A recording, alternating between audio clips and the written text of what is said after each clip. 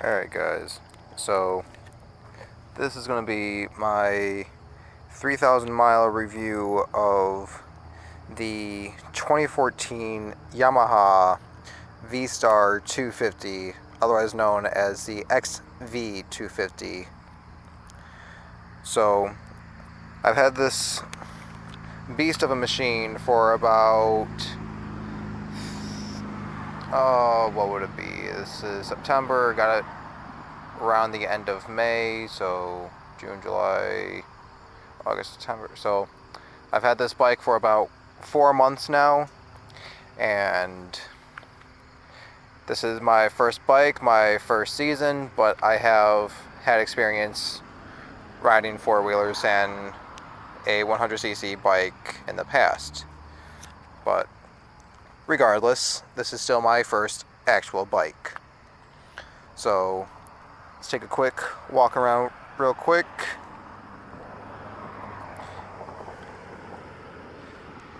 I have done work to this bike already, and there has been warranty work on this bike already as well. I'll touch up on all of that.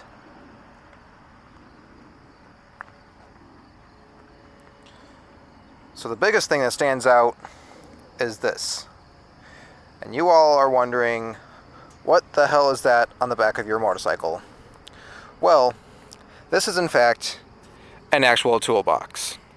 And what I've done is I've screwed it onto a luggage rack, which I actually bent, welded, and done all the fun work myself out of 1/2 inch electrical conduit. And these bolts are not stock as well. Those are bought from the hardware store. But this was all custom made. It was not bought. Well, except for the toolbox that was bought. But it wasn't any kit or shit like that. And it works wonderfully. And if you look closely, this little piece right here is a piece of 2x4 that I have bolted onto the conduit, and it is just as a support for the luggage rack so it doesn't bend out of place. And then the other work that I have done so far, just so it doesn't get confusing, is this car power outlet. And as you can see, I still have not done the wiring very well. And that just runs underneath the tank, over the petcock, and over the headers into the battery. And it is wired directly to the battery right now because I was lazy and didn't go into any other wiring. So that is the physical mods that have been done to the bike that are mostly that I can take off and it'll be no damage to the bike at all. And one other mod that I have done, now that I remember, is the rear and front sprocket that you can't see behind that cover right there. Those are aftermarket as well. I forgot what sprockets they are. I can link them in the description if people are curious. But I went from a 16 tooth in front and a 45 tooth in back to a 17 tooth in front and a 40 tooth in back. My reasoning for that is because highway driving at 55-60 miles an hour were some pretty high revolutions, and they vibrated the bike not comfortably. I did not like the way that it vibrated. So I bought those sprockets on Amazon.com, and then I installed them myself with some help with someone else who is mechanically inclined. Not saying I'm not, but he knows his bikes. So we did that, and everything has been running very smoothly, keeping the chain oiled and all that. Only problem is there is no master chain link on this chain. So because I did buy a chain breaker, which I probably could still put the chain on, but I didn't do that. So right now, the tire is all the way back. I can't tell if this is focusing or not. So the tire is all the way back, and as you can see, slack is not bad. So that's a good thing. So you can go to a 40 tooth, at a 17 40 tooth combination, and just push your tire all the way back and you'll be okay. Now that the train is mostly gone, let's get back to the bike. So I have an actual 3,325.25 miles on the bike. And that is a combination of city, highway, and country road riding, naturally. And I have no complaints about the bike at all. It runs perfectly smooth, and it has been a superb bike for the size that it is. It does very well in acceleration, and it does very well in keeping up with traffic, even going about 75 miles an hour, even though I have the throttle goosenecked. Now the bike does reach a maximum of around 80 miles an hour with the wind on my back and the bike goosenecked. And that is also without the trunk. That was before the trunk that I did that test. And mileage. The mileage that I get on the bike varies tremendously with how I ride. Say if I'm riding in town, or if I'm riding on the highway, if I'm being a hooligan and accelerating hard, or just messing around, it alters the mileage immensely. So, comes down to, I can easily manage around 70 to 85 miles to the gallon. And if I am really pushing the bike, I can be between 50 and 65 miles to the gallon. And as you can see, the chrome has not blued at all, even though the bike itself has gotten very warm. So that means that the bike has been tuned properly and it is not running rich or lean. And as you can see, my side panel has fallen off and has gotten lost. So that's because this grommet that's supposed to be right there fell out, and so the side panel fell off. So that is something to always watch out for these kind of bikes. And also, if you did not know, this little bit of chrome is fake. I'll try and show you on the other side.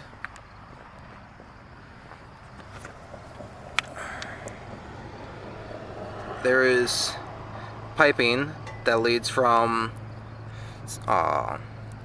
cylinder 2 that goes down to the cat itself right down here. So the cat is below the seat, way below, right in front of the tire. And on these style bikes, the cat is actually welded to the exhaust pipes. So that is something to remember if you ever want to get rid of your cat on the bike. And then one thing that I've done on my bike is that, if you'll actually be able to see, there we go, I have originally drilled out the exhaust next to the baffles to lower the tone, because this bike is extremely quiet, which is a good thing. I loved how quiet it was, but it just was not the tone that I wanted. And now you can see that I have drilled out and removed the baffle, and that lowered the tone a little bit, but I believe the cat is still restricting the pipes more than I want it to, but that's something that I can't really change without a full exhaust. So, but the bike still sounds very nice. Another thing about this bike is that I wanted to soften the springs because out of the dealership it was not comfortable, or not as comfortable as I wanted it to be. So as you can see, there are 5 notches that are adjustable on both sides of the bike for the rear shocks. And so there's one over here, which is the least amount of preload, I believe, and then 5 over here, which is the most amount. And it comes on the number 2 for the preload out of the dealership. I originally went to 1, and it was a horrible ride. I would feel bumps going through my shoulders and my spine. I moved it over to 3 now, and the bike has been a much smoother ride, and I am tempted to try out preload number 4, see if that makes it even better. And also, riding with a passenger has been no problem at all. It's not comfortable for them because of the small pannier seat, but other than that, the bike handles very well with all the same speeds. It has immense amount of power for a little engine. It has, I believe, a 2 to 2.5 gallon tank, and I usually refill it between 60 and 150 miles to the gallon. It honestly is whenever I get the chance to. The ignition is on the bottom left of the bike, well, middle left of the bike, underneath the seat. So it is about right behind your leg, if not in line with your leg down there. Neutral light, turn signal, they both work. And high beam. There's no gear indicator. There's nothing fancy like that. There's no RPM gauge, but that's not a problem. So lights are very bright. There's brights, dims, then turn signals still work. Brake light, and those turn signals work as well. One thing you'll notice, if I can get a good angle, is that right here is a hole because I popped a bolt through the light. That is a different story that I don't want to bring up right now. Let's turn on the bike. You do not need to pull on the clutch when it is in neutral. You can just turn on the bike, and it is already warmed up right now because I rode over here. So let's get a good sound.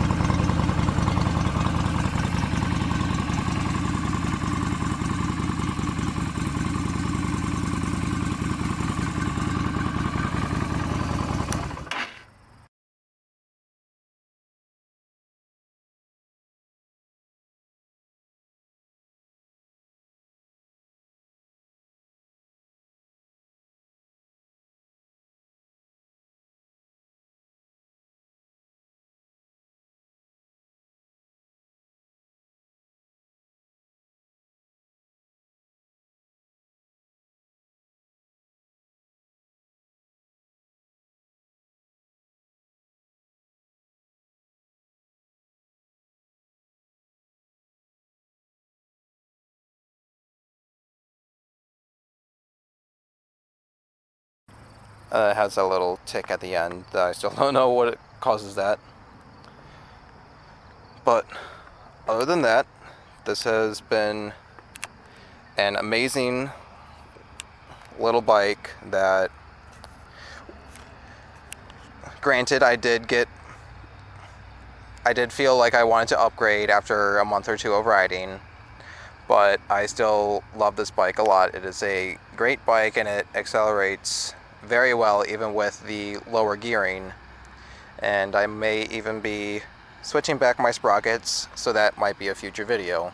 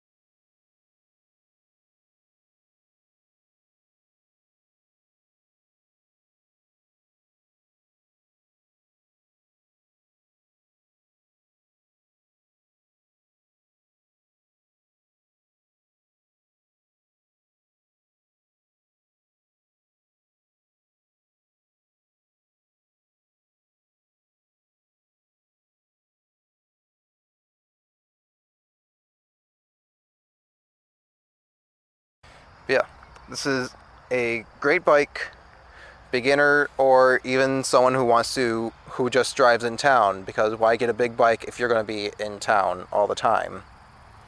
So this is a very light bike. It's very low to the ground, so shorter people can use this bike easily. And I am 5'10", and I am still very comfortable on this bike. So when I do upgrade, I do want to keep this bike, and I will either be turning it into a bobber or a cafe racer. So, but I may be leaning towards the cafe racer, honestly. So the warranty work that I had to have done on the bike was this little steering lock right here. The pin was broken after a couple weeks of having the bike, and I had to have warranty work to fix it. So I had to have the Yamaha dealership near me where I got this bike do the warranty work on this steering lock. I believe the whole thing was replaced, either that or the pin was replaced.